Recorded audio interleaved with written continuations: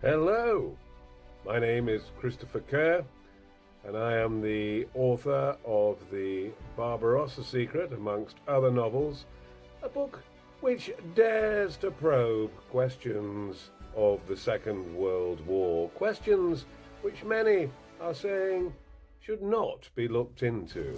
I wonder why. Well, in the course of my research for this book, I found out a lot about many fascinating people, and one of those was Rudolf Hess. Who was Rudolf Hess? Most people know he was Deputy Führer, or leader, of Nazi Germany. But let us delve a little deeper here. Hess was born on the 26th of April 1894 and spent much of his youth in Egypt, which at that time was ruled over by the British. And it was there that he developed an admiration for the British Empire and indeed for the British people, which would affect the decisions which he took later on in life. He was a decorated World War I veteran and in fact was wounded many times in the trenches, finally being pulled back from the front line in 1918. At that point he attended Munich University and he studied a subject there called geopolitics, which was a form of exploration of the effect of nationalism against the historic rights of individual nations and the geography that they would play or had the right to play in the future layout of the world, especially Europe. He attended a rally in 1920 addressed by Adolf Hitler and became utterly captivated by him. And in 1922 he joined the SA, which was the paramilitary section of the Nazi Party. In 1923 he joined Hitler and many others in the putsch in Munich, which was an attempt to seize power and start a revolution in Germany. A number of people were killed, both police and from the Nazi side, and unfortunately for Hitler, it failed and he received an 18 months prison sentence. At that point, he wrote Mein Kampf, which became one of the most popular books and the background or the backdrop for the Nazi Party theology. And it was Rudolf Hess who joined Hitler in Britain who assisted him in producing this work. In January 1933, Hitler became Chancellor and he appointed Hess his Deputy Führer.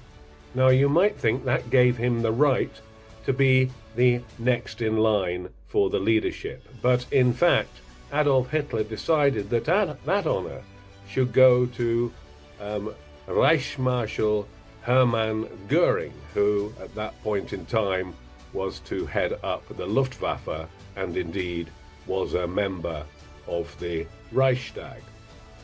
Well, Hess was a keen flyer and he learned to fly a number of aircraft around about this time, and he also won a famous air race. And he was forbidden by Adolf Hitler from flying for the duration of the Second World War, an order which Hess managed to get reduced to just 12 months. Hess had developed a friendship in university with a chap called Karl Haushofer, who was the son of one of the lecturers at the university. And in or around 1940, late 1940, Karl Haushofer, who had contacts in Britain, informed Hess that George VI was opposed to the way in which Churchill was conducting the war, and that the king, the British king, was in favour of reaching a peace settlement with Nazi Germany. From that point on, events are shrouded in mystery.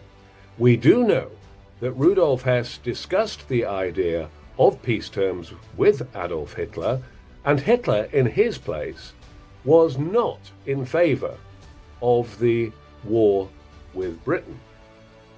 And this resulted on the 10th of May 1941 in Hess flying to Britain to meet with the Duke of Hamilton, who was based in Scotland. And this episode equally is shrouded in secrecy.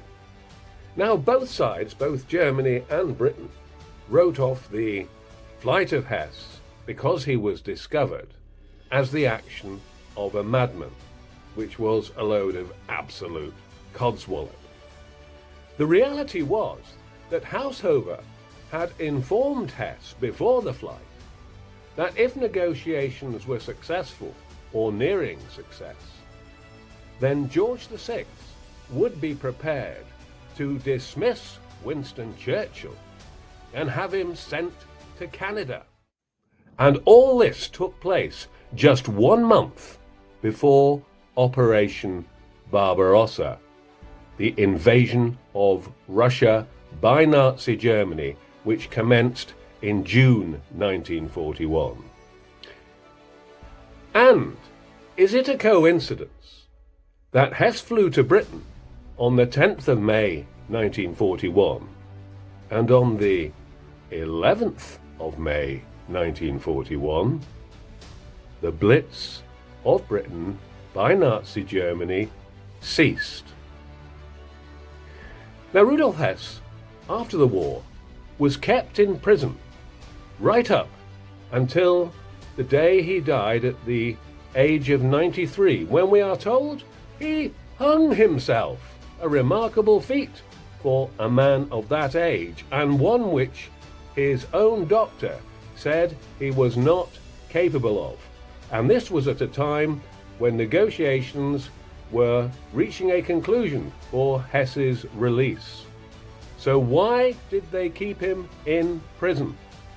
Well, the answer to this and many other questions are examined in my book, The Barbarossa Secret, and I urge you to get a copy, because I think you will find the story it tells and the revelations it uncovers absolutely fascinating. Thank you so much for watching.